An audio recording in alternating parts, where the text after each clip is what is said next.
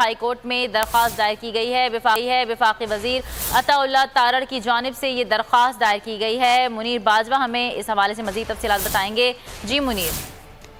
Lahore high court میں تارڑ کی جانب سے یہ درخواست آئینی درخواست دائر کی گئی ہے، جس میں Tehreek Insaf, chief justice Punjab, commissioner law میں دیگر کو بھی بنایا گیا ہے اور یہ موقع اختیار کیا گیا ہے کہ تحریک انصاف کو 13 اگست کو ہاکی اسٹیڈیم میں جلسہ کرنے کی اجازت دی گئی ہے۔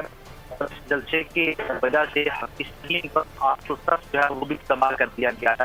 اس درخواست میں یہ بھی نشاندہی کی گئی ہے کہ ہاکی اسٹیڈیم جو ہے وہ صرف کھیلوں کے لیے مختص ہے، اور لیکن اور سیاسی جماعت کے جلسے کے لیے یہ مختص نہیں ہے، اور اس کو سیاسی جماعت کے جلسوں کے لیے مقرر نہیں کیا گیا۔